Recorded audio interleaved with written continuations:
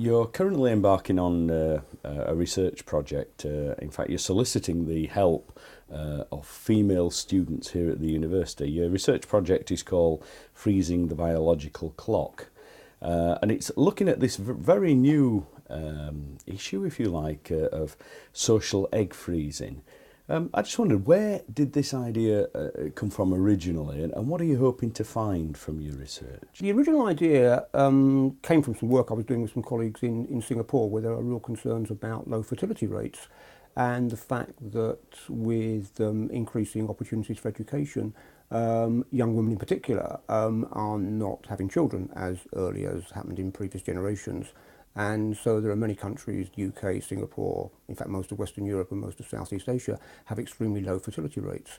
And so one of the problems associated with that is that if people leave it longer before they try to have a family because of age-related fertility decline, when they do try to have a family at an older age, they are likely to find difficulty in doing so. We know in the UK that between 1 in 6, 1 in 7 couples of childbearing age actually have problems with conceiving. And so the argument is that if younger women freeze their eggs at the sort of the optimum age, say mid-20s for example, and then decide they're ready to have children maybe 10 years later, they come back and withdraw their deposited eggs in the egg bank, so to speak. They're actually using the eggs of a 25-year-old, even though that they're their own eggs, but they were the eggs that they put into storage when they were that much younger. And so the argument is that that will increase their chances of successful conception if they try to do that at a later age.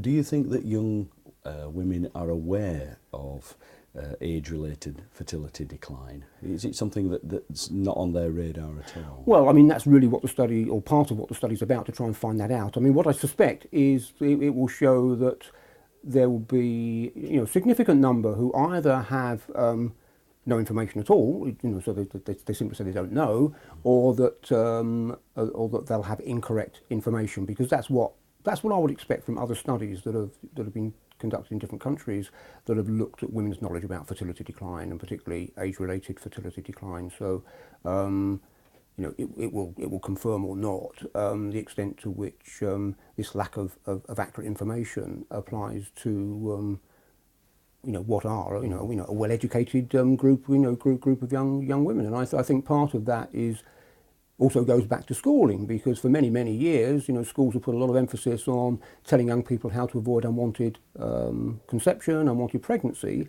Very rarely, in my experience, are young people told about the possible problems that they might encounter when they are wanting to have children at a later age. As I said earlier, 1 in 6, 1 in 7 adults of childbearing population have a fertility problem.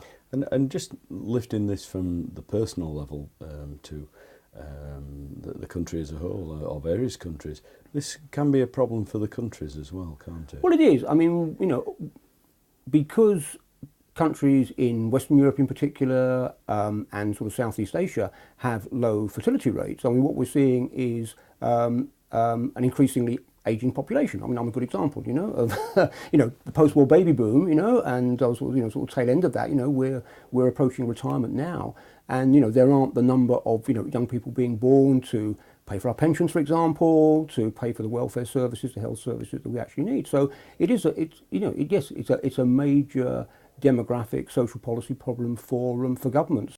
The University of Huddersfield, inspiring tomorrow's professionals.